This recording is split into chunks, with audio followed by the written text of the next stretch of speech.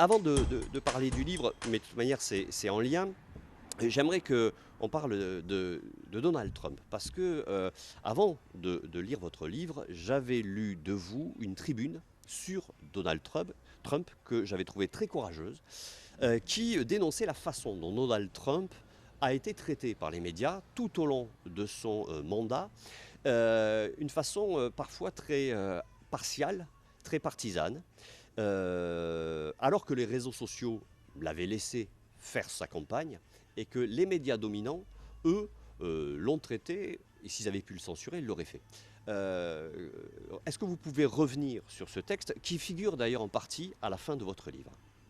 Oui, ils l'auraient fait. Je crois d'ailleurs qu'ils l'ont fait aux États-Unis, Dans certains médias aux dans certains États-Unis, oui. médias, le New York Times, etc. Ouais. Euh, Donald Trump a été au moins partiellement censuré. Voilà. Ce qui m'a frappé, c'est l'émergence de, pas de contre-pouvoir, hein, mais la presse, certains médias et ensuite les GAFAM, du moins les réseaux sociaux, se sont comportés non pas en contre-pouvoir, mais en pouvoir, se donnant le droit de censurer, comme un maître d'école envoie au piquet un petit garçon de 8 ans en CE1, se donne le droit de censurer le chef de l'État, élu démocratiquement, même si le système d'élection aux États-Unis peut être contestable, puisqu'on peut être minoritaire en voix, et ce fut le cas. Mais il a quand même été élu démocratiquement, tout à fait légitimement, de l'État le plus puissant et le plus riche qui ait existé sur la Terre depuis l'Empire romain. Je crois qu'il faut remonter à l'Empire romain. L'Empire américain, où ce fut au XXe siècle ce que l'Empire romain a été au dernier siècle de l'Antiquité, au premier siècle de notre ère. Voilà. Alors, comment tout cela a-t-il fonctionné? J'ai remarqué depuis une quinzaine d'années que pour inciter au conformisme, les médias sont entrés dans une période de fabrique du diable, oui, de fabrique planétaire d'une personne à haïr absolument. Donc, alors on pense qu'on veut de Donald Trump, je suis loin de partager tous les points de vue de Donald Trump, mais ce fut le diable pendant quelques années. Bon, à tel point que je me souviens, au moment de l'élection, même avant l'élection, tous les médias français disaient aux primaires, c'est un candidat folklorique, il est assez bon dans les sondages, mais il ne gagnera jamais les primaires. C'est un candidat folklorique, il ne gagnera jamais l'élection. C'est un candidat folklorique, il sera destitué au bout de quelques mois. Ouais, ouais. Et tout le monde disait ça. Il n'y avait que très très peu de voix discordantes par rapport à cela. Donc on ne voulait pas voir ce que représentait Donald Trump, on ne voulait pas écouter ce qu'il écoutait, et on a fabriqué le diable. Et on ne voulait pas voir la sociologie qui se cachait derrière Donald Trump, ce qu'on a appelé les petits blancs, les rednecks, toute cette sociologie qu'on peut retrouver aussi en France, qu'on a retrouvé au travers des Gilets jaunes, les premiers, ceux qui étaient dans les ronds-points. Les médias, comme ils sont organisés aujourd'hui, les médias, je parle dominants, offrent une vision parfois, trompeuse de la société française. Et c'est pareil aux États-Unis. De la société française, oui. La sociologie. Aujourd'hui, ils sont en train de transformer une personne qui fait partie de l'élite du 6e arrondissement, et Éric Zemmour, qui est très très éloigné sociologiquement des Gilets jaunes, etc. Ils sont en train de transformer Éric Zemmour en une sorte de Donald Trump aussi, ouais, de personnes à haïr absolument, ouais, de diable absolu. Alors je ne sais pas si c'est la vérité, je doute, je suis loin de partager beaucoup de choses que dit Éric Zemmour, mais en fait ça reflète quand même quelque chose sociologiquement. Donc oui, les médias ont alors d'une part c'est peut-être lié aussi à la sociologie des journalistes, d'abord à leur formation, à leurs études. Il y a une cinquantaine, 60, 70 ans, les journalistes venaient de tous les milieux, hein. Alors, oui, aujourd'hui, ils sont tous formés dans le même moule et finalement éloignés, Ouais. très éloignés de la société réelle. Ouais. Et donc cette vision un peu monolithique qu'offrent les médias, il y a Internet qui offre un semblant de diversité, voire même un semblant d'égalité dans la prise de parole. C'est un peu la foire à l'opinion et on va parler de ça puisque c'est de ça aussi dont parle votre livre, surtout. Justement, par rapport à ces médias-là, qu'offre Internet et quel regard vous portez, vous, sur ces réseaux sociaux en particulier? Alors, au début, il y a eu une sorte d'illusion libertaire d'Internet Mm. qui a été perçue par ses promoteurs comme, comme un plus démocratique ou la création d'une société démocratique, la parole à tous, la parole diversifiée. Mais on est vite revenu de cette illusion-là. Bon. Je crois qu'il faut observer deux phénomènes apparemment contradictoires, en tout cas contrastés. D'un côté, il y a une libération de la parole sur Internet. On pourrait parler de la France pour ce côté-là. Il y a, enfin, dans notre pays, il y a quelque chose qui cherche l'expression depuis très longtemps et elle arrive de façon éruptive de temps à autre. Les gilets jaunes, ce fut cela. Alors on peut appeler cela le tiers-État. Mm. Voilà. Dire, le tiers-État qui est interdit d'expression. Je crois qu'il faut remonter à la Révolution. Alors la Commune de Paris, qui a été récupérée par Lénine, accaparée, hein, dont la mémoire était accaparée par Lénine, le communisme, etc. Je crois que c'était aussi l'expression de ce tiers-État. C'est beaucoup plus large hein, que ce que le mythe communiste en a dit. Donc, il me semble que cette expression a pu trouver dans les réseaux sociaux, dans Internet, un espace pour déboucher, pour exister sans traduction politique. Ouais. Puisqu'il n'y a jamais de traduction politique à cela. Cela, c'est le premier aspect. Le deuxième aspect, puisque j'en avais annoncé deux, il faut tenir ses promesses. Le deuxième aspect, c'est en même temps, c'est une puissance de censure. On parlait tout à l'heure de la censure pour Donald Trump, une puissance de censure faite par des machines. Ouais. Il y a peu de modérateurs, ce sont des robots, des machines qui censurent les gens, comme on n'en a jamais vu jusqu'ici. Ouais. Bon, c'est très différent de, par exemple, on se souvient de la censure du film La Religieuse, enfin, la censure d'État, qui n'existe plus beaucoup. Aujourd'hui, finalement, la censure est organisée comme ça par ces GAFAM. Alors le résultat de l'ensemble, c'est pas du tout ce dont on rêvait au début. C'est ce que Cornelius Castoriadis appelait un conformisme généralisé. Donc la montée des GAFAM, c'est la montée du conformisme généralisé. Ouais. Vous parliez des États, c'était eux à l'époque en effet qui censuraient. Là vous dites aujourd'hui c'est les GAFAM qui ont pris le relais. Oui, je peux vous couper. C'est-à-dire les États censurés au nom d'une morale majoritaire. Oui. Bon, aujourd'hui, les censures sont parfois reprises par les États, mais au nom de groupes très minoritaires qui, se sentant humiliés ou vexés par telle ou telle parole, demandent la censure. Ouais. C'est plus du tout au nom d'une morale majoritaire, comme a pu l'être la morale catholique, encore dans la France gaulienne. Ouais. Non, c'est au nom de petites minorités. Oui, c'est ça. C'est-à-dire qu'on voit justement la jonction entre le communautarisme, le wokisme aujourd'hui, les revendications identitaires et communautaires, et puis la force, la puissance de ces GAFAM que vous appelez Léviathan, en reprenant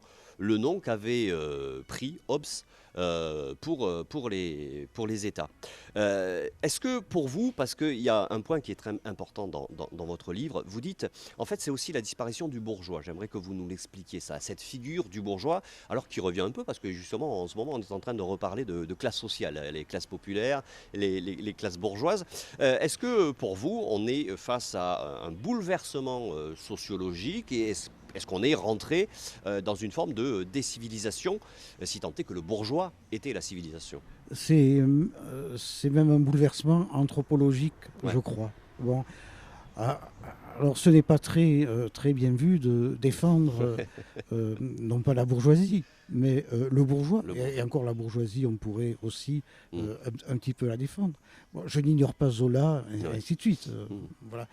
Euh, et dans la culture européenne, et même la culture française, depuis le 19e siècle, avec les romanciers, Balzac, Hugo, etc. Flaubert, c'est quand même la critique de la bourgeoisie, critique tout à fait justifiée. Bon. Cependant, le bourgeois, qu'est-ce que c'était? Alors, euh, c'était certes un personnage de Balzac. Balzac revient à la mode grâce au cinéma, c'est Oui, bien ça. ouais, c'est bien. Mais c'était aussi autre chose, c'est-à-dire la bourgeoisie s'est constituée sur le mythe de l'intériorité, Mm. dire de l'intériorité, donc de la vie privée. Ouais. Voilà. La vie privée, c'est la continuation de l'intériorité de chacun, et l'intériorité, c'est quelque chose d'irremplaçable, à l'opposé de l'aristocratie. Mm. Hein.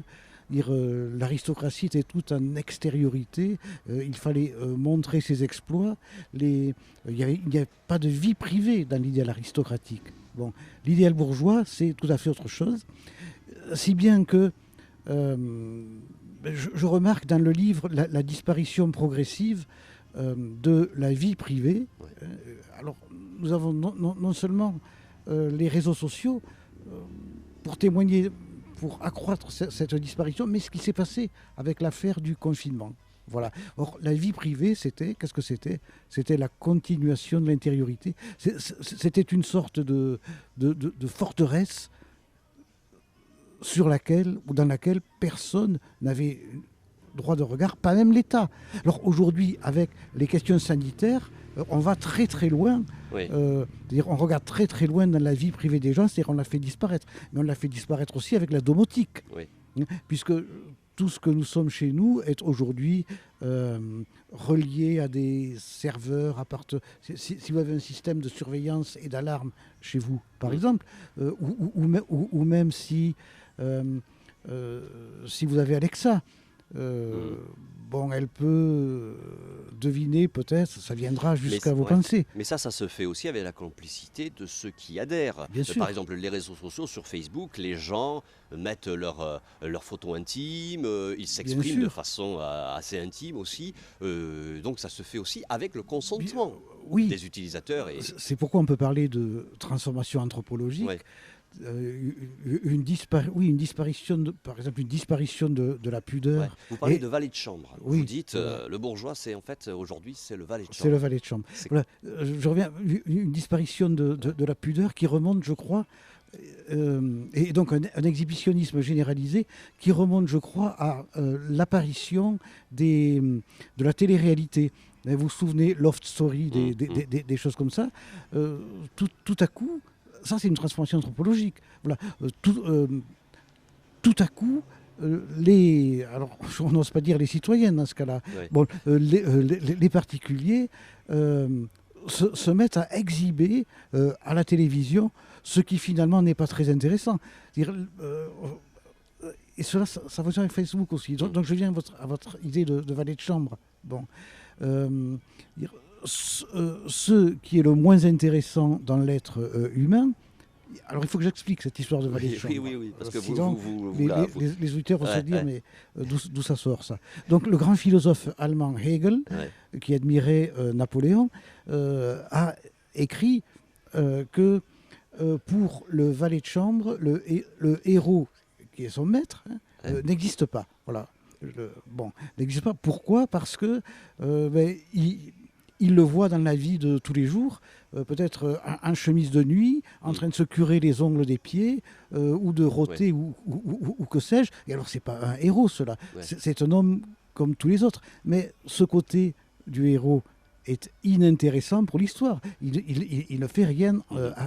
avancer. Or, c'est cela, finalement, que la télé-réalité et les réseaux sociaux promeuvent aujourd'hui. Mhm. C'est-à-dire le côté euh, trivial Ouais. de l'existence humaine. Bon, et lorsqu'on s'exhibe sur les réseaux sociaux, c'est finalement c'est pour montrer ce que l'on cachait autrefois et on cachait parce qu'on savait que ça n'avait aucun intérêt Ouais. Ouais. et qui n'a effectivement aucun intérêt. Ouais. Alors vous avez évoqué, et on l'a évoqué ensemble tout à l'heure, cette jonction qu'il peut y avoir entre les identités particulières, hein, et les GAFAM et leur désir de censure. Tout ça a été, alors je ne vais pas dire que ça a été théorisé, mais en tout cas, beaucoup de gens s'en réfèrent. Ce sont les philosophes français que sont Deleuze avec sa pensée autour du rhizome et du pli, c'est Guattari et c'est Foucault. Vous démontrez bien justement dans votre livre toute l'influence qu'ils ont eue aux États-Unis et sur les campus américains. Et il y a, eux, ont fait aussi enfin grâce en tout cas à leur théorie, cette jonction-là, on la comprend mieux quand on les lit aujourd'hui, tous ces philosophes. Oui, alors ces auteurs sont extrêmement ambigus. Hum, Euh, on peut leur trouver des charmes ou c'est-à-dire, on peut trouver chez eux des angles d'attaque très très intéressants pour euh, d'abord, par exemple, à partir de Foucault, pour voir que le biopouvoir, hum, c'était quand même une grande idée, hein, bien sûr. On une le voit grande, aujourd'hui avec la crise voilà, sanitaire, une grande bien sûr. découverte de Foucault, où, où même on peut voir que euh, euh, le monde numérique, c'est le rhizome. Hum. Hein, c'est comme ça que ça fonctionne. Donc, au moins ces deux concepts, l'un de Foucault, l'autre de Deleuze, Et sur Foucault, il y a aussi toute la question de l'identité sexuelle. voilà, j'allais Ouais, y ouais. venir, bon, sont très opératoires. Mais l'autre aspect, c'est pour ça que j'ai dit que c'était très ambigu, euh, c'est que leurs livres, leurs théories, leurs idées euh, ont pris aux États-Unis un tour tératologique. Hum, C'est-à-dire, ils sont à la source, Derrida aussi, hein, ouais, ouais, avec sa ouais. critique du Hum, phallogocentrisme et hum, autres, hum. ça c'est tout à fait farfelu. Euh, bon, ils sont à la source de ce qu'on appelle aujourd'hui le wokisme, Ouais. et c'est-à-dire d'une subversion généralisée des sociétés occidentales. Ce que j'aimerais aussi aborder avec vous, c'est la question de la fétichisation de la nature. Alors ça peut paraître assez éloigné justement du sujet principal qui est ce qui sont les réseaux sociaux, la guerre des Léviathans. Je rappelle aussi que dans votre livre, vous faites une comparaison entre Hobbes et Rousseau.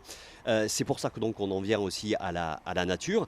Là aussi, vous dites que selon certains écologistes, la nature est inoffensive. En tout cas, elle serait inoffensive. Oui, c'est L'homme, lui, n'importe quoi. serait Oui. son ennemi. Il y a eu une candidate aux primaires du parti écolo, Europe Écologie Les Verts, qui s'appelle Sandrine Rousseau, et qui a eu une formule dont tout le monde s'est moqué, mais qui recouvre pas mal de la pensée politique qui s'impose aujourd'hui à gauche. Elle a dit on fait trop appel à la raison, il y a trop de rationalité, et je préfère une femme qui jette des sorts à un homme qui construit des EPR. En clair, je préfère la magie à l'ingénieur. Moi, je n'ai rien contre les jeteuses de sorts, mais je constate quand même que la gauche se trahit elle-même. Elle a été la rationalité, fondée sur la rationalité depuis l'âge des Lumières, au XIXe siècle, au XXe siècle, et voilà qu'elle décide de... Ensuite, il ne faut pas s'étonner Mm. qu'elle fasse moins de 20% aux Ouais, élections présidentielles et qu'elle disparaisse du champ électoral. Hein, il ouais, ne faut ouais. pas s'en étonner du tout. Euh, Mais cette pensée de l'écoféminisme nous fait penser, quand on se rappelle un petit peu de l'histoire des idées, au paganisme qu'on retrouvait notamment à l'extrême droite. oui, Alors nous avons une fétichisation, un culte de la nature qui remplace... enfin, nature remplace par exemple aujourd'hui à gauche le mot prolétariat. Oui, vous l'abordez d'autrefois. aussi dans votre livre, Voilà. l'ouvrier. Remplace l'ouvrier que l'on a fait disparaître Mhm. et que la gauche a fait disparaître de son imaginaire. Remplace euh, la question de la nature remplace la question de la lutte des classes, Mhm. hein, qui était un thème majeur, fondateur de la gauche et que la gauche a fait disparaître aujourd'hui pour, alors, d'une part, pour un fétichisme de la nature, mais d'autre part aussi euh, pour un retour de la question raciale. Oui, Hein. C'est quelque chose que Foucault d'ailleurs avait anticipé. d'accord, Et dans Il faut défendre la société, d'accord. Foucault avait dit, c'était un cours au Collège de France, euh, que la question de la lutte des races n'était pas du tout fermée et que quand on ne parlera plus de classe, la gauche reviendra à ce thème de lutte des races. D'accord. Alors, c'est pas dans ces termes-là qu'elle en parle Oui. aujourd'hui. Si, les indigénistes Ah ben, les en parlent indigénistes, oui. dans ces termes-là. D'autres, la France insoumise, Mhm. est très ambiguë. Donc oui, votre question, en fait, c'était sur la nature. Voilà. Il y avait il y a toujours eu une pensée rationnelle de la nature, mais il y a aussi une pensée émotive Mhm. de la nature, où l'on imagine que ça remplace le bien. Euh, le- c'est naturel, donc c'est bien. Voilà. Mhm. Donc, il n'y a plus de pensée éthique là-dedans. Quand on regarde la publicité, même notre vie quotidienne, on va aller vers quelque chose dont on nous dit c'est naturel, c'est bio. Mhm. Et vous voyez, la nature, la référence à la nature, remplace la réflexion éthique. Cela, c'est quand même assez grave. Ouais. Voilà. Et Du coup, j'ai salué dans le livre la lucidité du pape François avec son encyclique Laudato Si, qui prend en compte la question écologique, mais qui bloque sa dérive vers le paganisme, Ouais. qui est le grand danger Mhm. euh, Ouais. de cette question de la nature. Oui, d'autant qu'en plus, les sociétés comme les nôtres, avec une religion sécularisée, fait qu'elle est de moins en moins catholique et peut en effet se diriger, et on l'a vu notamment avec Sandrine Rousseau, vers des théories de plus en plus farfelues. Vous opposez aussi la question de l'opinion publique et la question de la... alors, c'est pas l'opinion publique, c'est... si, l'opinion publique. Euh, et là, vous dites que alors celle-ci serait dotée de raison et que tout ça disparaît avec les réseaux sociaux qui en font justement une foire aux opinions. Oui, c'est-à-dire dans les réseaux sociaux, les groupements d'opinion, les agrégations Oui, d'opinion sont volatiles. ouais. Et ils ne témoignent pas de véritables engagements Mm. qui vont se traduire dans la société. Voilà, c'est-à-dire les gens adoptent telle opinion dans tel groupe, puis finalement changent très facilement d'avis. Ouais. Tout ça, c'est très volatile. Or, l'opinion publique, c'est un concept qui est apparu dans la politique européenne à la fin du siècle des Lumières avec Emmanuel Kant. Et Kant disait, mais il y a opinion publique dès lors qu'il y a un public qui lit. Mm. C'est-à-dire, donc, dire le temps de la lecture et de la réflexion, ce n'est pas du tout le même que Ouais. le temps sur les réseaux sociaux qui est réactif. Ouais. Donc un public qui lit avec des sociétés de pensée, etc. Et cela forme l'opinion publique sur laquelle les démocraties se fondaient. Mais les réseaux sociaux détruisent cette opinion publique et l'on voit bien d'ailleurs que désormais les politiciens réagissent à Twitter et réagissent à Facebook le plus rapidement possible et pas à l'opinion publique qui est peut-être en voie de disparition.